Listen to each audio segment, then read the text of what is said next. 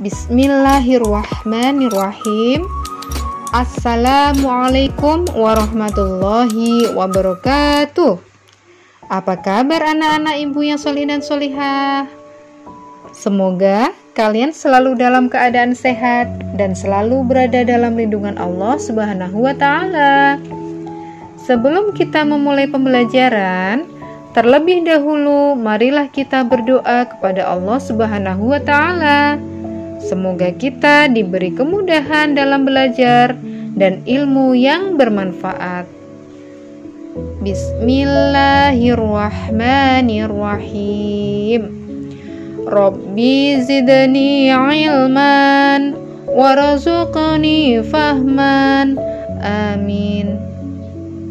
Anak-anak, kali ini kita akan belajar pelajaran 5. Temanya Rasul Allah idolaku, dengan subtema kisah teladan Nabi Daud alaihi salam.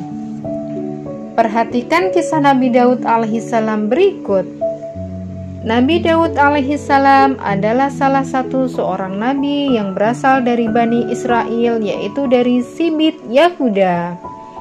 Ia merupakan keturunan ke-13 dari Nabi Ibrahim alaihi salam.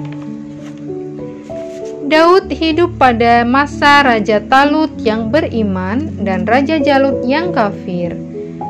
Ketika Nabi Daud alaihissalam masih remaja, terjadilah peperangan antara tentara Talut yang beriman dengan tentara Jalut yang kafir. Raja Talut berada di tengah-tengah kaum Bani Israel.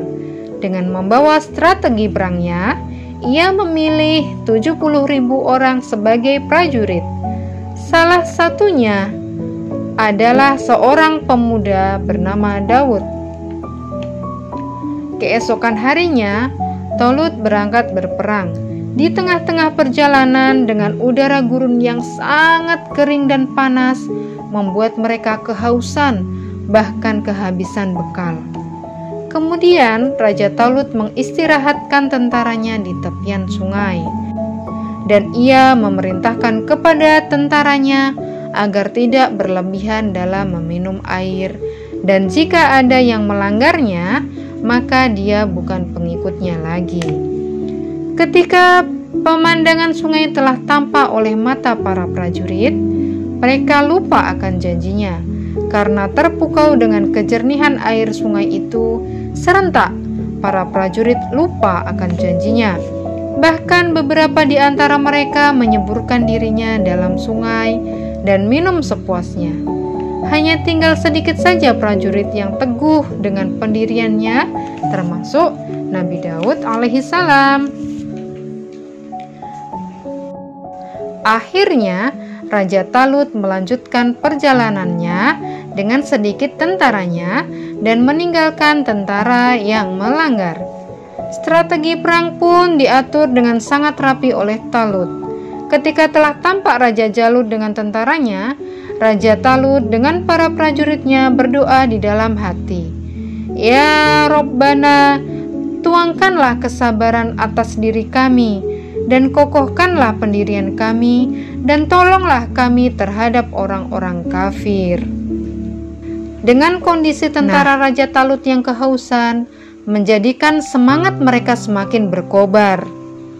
Kemudian tibalah saatnya peperangan dengan Raja Jalut yang kafir. Banyak korban yang berjatuhan di pihak Raja Jalut. Kemudian Raja Jalut maju ke depan dan menantang tentara Raja Talut.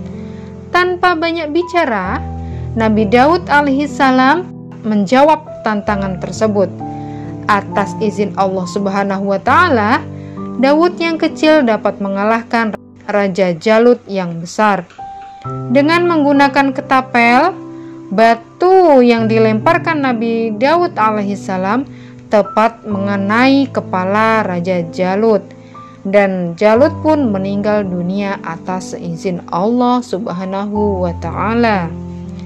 Berkat keberhasilannya, Nabi Daud alaihissalam diangkat menjadi panglima perang dan namanya dikenal banyak orang. Pada suatu ketika, sesudah Raja Talut wafat, Nabi Daud alaihissalam diangkat menjadi raja. Allah Subhanahu wa Ta'ala memberikan kerajaan dan ilmu pengetahuan kepada Daud. Daud adalah orang yang amat taat kepada Allah Subhanahu wa Ta'ala. Beliau mempunyai kekuatan dalam beribadah, terutama sholat malam, berpuasa separuh tahun, yaitu sehari berpuasa, sehari lagi berbuka, berselang-seling, serta banyak amal solihnya. Karena keberaniannya yang luar biasa itu, beliau tidak melarikan diri ketika bertemu dengan musuh.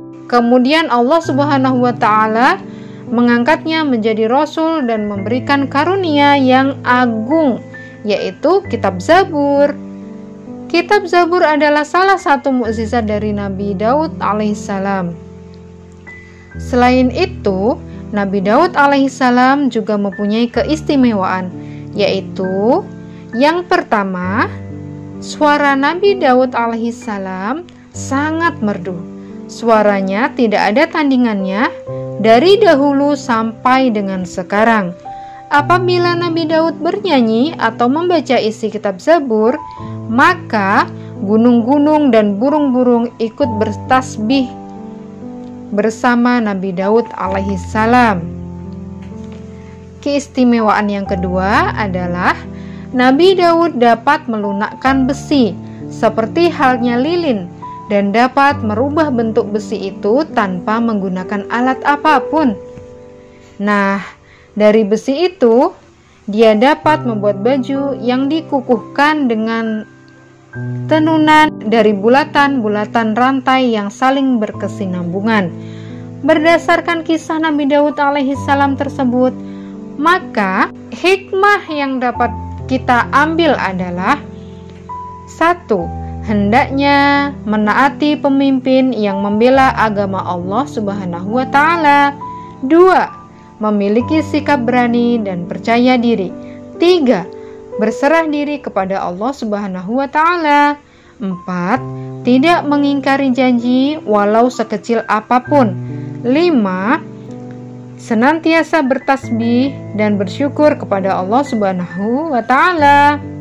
Anak-anakku yang solih dan solihah, setelah kalian melihat dan mendengar video ini, ayo jawablah pertanyaan-pertanyaan berikut. Pertanyaan pertama, Nabi Daud alaihissalam adalah keturunan Nabi.